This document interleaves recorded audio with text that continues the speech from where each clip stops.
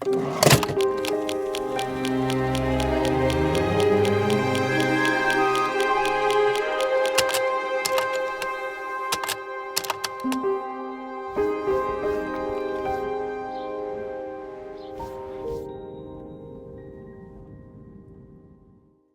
Fujifilm X100VI is probably one of the most reviewed cameras ever, most likely because it's in such a hype at the moment. However, I would not say that it is overhyped. Let me explain. The Fujifilm X100VI is very special in what it offers. Simply, there is no other camera on the market that has the same features in the same form factor as the Fujifilm X100VI. The camera is very compact, it has a great design, it has a flash, a fixed lens, IBIS, a hybrid viewfinder, a tilting screen, a built-in ND filter, and film simulations. For all those categories, you can find somewhat competitive cameras on the market, but no other camera has all the same features in the same form factor as the Fujifilm X100VI. And that's why I think that this camera is so popular. It simply has no real competitor.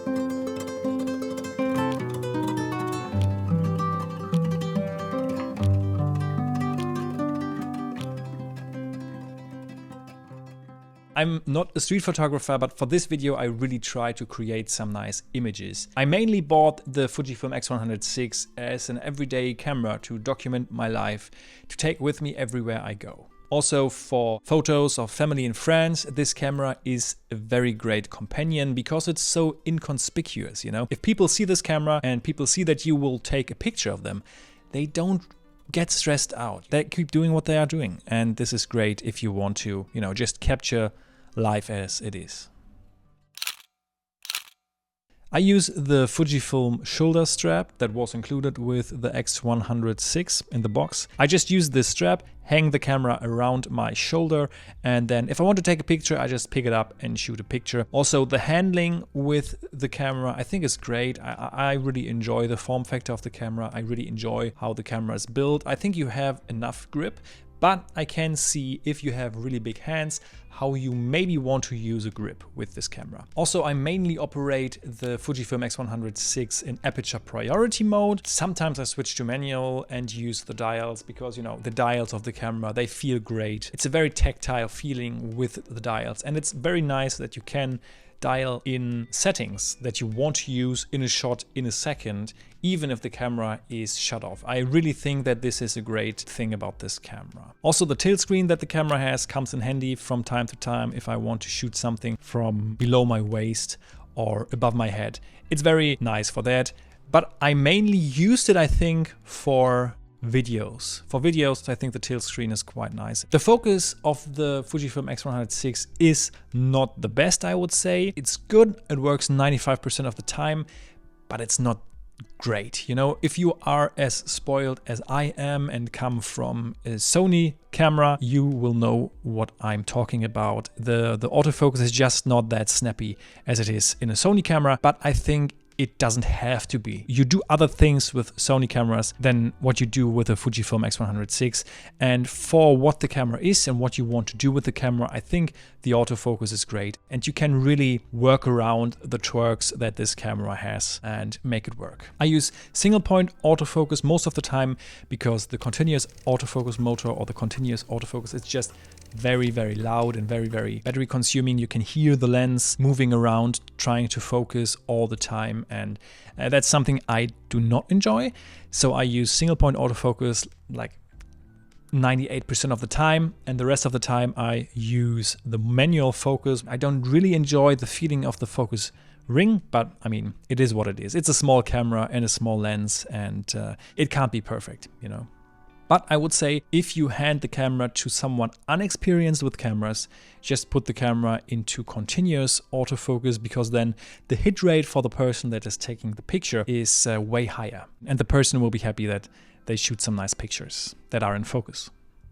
And I have created some videos with the Fujifilm X100VI. Maybe you have seen them throughout the video if they turned out, but I'm still not that warm with the video feature of the camera. I think it's great that the camera has the video feature, and I think there are a lot of people that really use the video features to their advantage, but I still have to figure it out how I like to shoot. If I like to shoot in f-log, or if I like to shoot in, with a color profile, just put on the file directly. So yeah, I have to test that a little bit more. Maybe I will make a video about that in the future. It's great that the camera has this option to shoot video, I think, personally.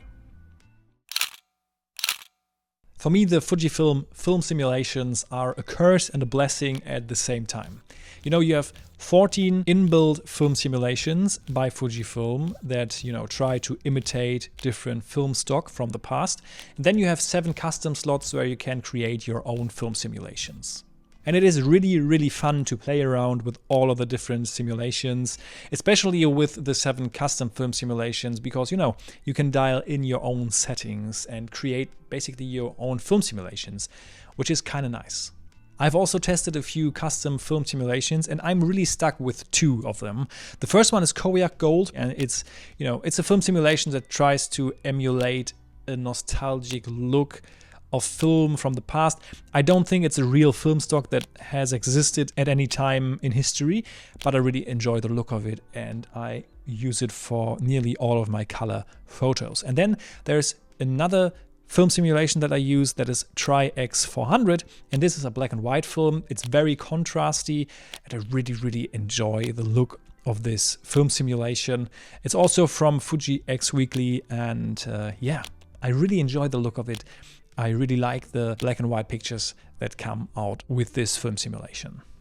But the best way to test out a new film simulation is just to open the XRAW Studio app on your device, plug your camera into your PC, and then test out new film simulations that way, because it's easier to dial them in and you can make tweaks very fast and easily. There's also a mode on this camera where you can shoot 3 film simulations at once. And now you think, well, that's great. Now I can put in my custom film simulations and I can test out 3 at a time. But that's not the case, because you can only use the 14 pre-installed film simulations on the camera with this particular mode. I think this is a missed opportunity by Fujifilm, because I would really like to always shoot a black and white picture with my custom film simulation, and a color picture with my custom film simulation, and maybe a picture that is neutral, but it just don't really work. And then in the beginning of this segment, I said that film simulations for me are a curse and a blessing.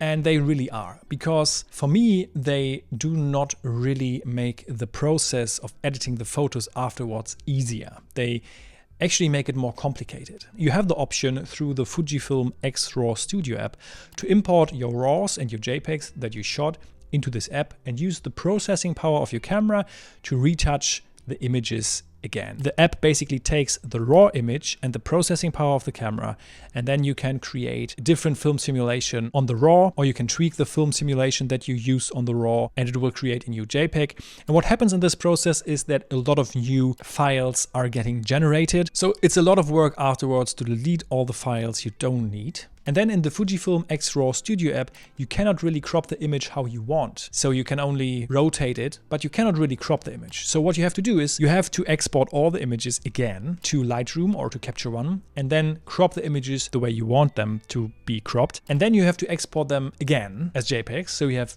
more extra files. And it's just this process, it's very, very annoying to me. It's so much work. And again, maybe it's just a workflow issue that I have, but oh man, it's really annoying. And actually, if I just take a raw picture on my Sony, I put it into Lightroom, I crop it the way I want it to be cropped, tweak the settings a little bit, and the image looks the way I want it to look. So actually, just taking RAWs, edit them, and export them to JPEGs, for me is easier than all this film simulation stuff. I mean, don't get me wrong, the film simulations look great, but you can probably also just buy a nice LUT from a content creator that you really enjoy and just apply that to every picture you take. And it would be the same effect. And of course, you know, you will also have option paralysis if you use a few different film simulations. You are not sure, okay, which one will I now use in this moment? But then you think, okay, I can change them after the fact as well. But then you have all those files that you have to manage, and then you can't really decide which one you like the most. And then you have 3 times the same picture in 3 different styles, and it's just a lot. Sometimes it's just a lot. You can probably restrict yourself and just say, no, I'm very intentional about this. I just take this profile and shoot the picture. But I can't do that. Not right now. It's too much fun to play around, but it's also very annoying at the same time. Maybe you are stronger than me. So the Fujifilm X100VI is quite a unique camera. It has a lot of hype at the moment, but I think there is a good reason for that. Because if you want to have a camera like the Fujifilm X100VI, you basically have to buy the Fujifilm X100VI, because there is no real competition on the market at the moment for this style of camera. You know, rangefinder style, great design, small form factor, IBIS, built-in ND filter, a flash. You cannot really find a camera like that anywhere on the market. It's one of the best everyday carry cameras that I know. I really enjoy this camera. It's a very intentional camera, you know. It's not a workhorse. It's fun, it looks great, and other people are not afraid to use it and to take pictures of you. Because with a bigger camera, sometimes other people are, you know, they're a little bit scared to take this very pricey piece of machinery in your hand and then take a picture, maybe do something wrong and destroy something. So that's not the case with this camera, even though this camera is pricey too, you know. But if you want one and you have the option to get one, because, you know, it's a rare camera at the moment, I can highly recommend this camera. And I think you will really enjoy this camera. And if not, you can sell it and you will probably get at least the same price that you paid for it. So I think there's nothing you can do wrong with buying this camera. And that's it. Like the video if you liked it, and subscribe if you want to see more content of me. Until the next one, and stay safe.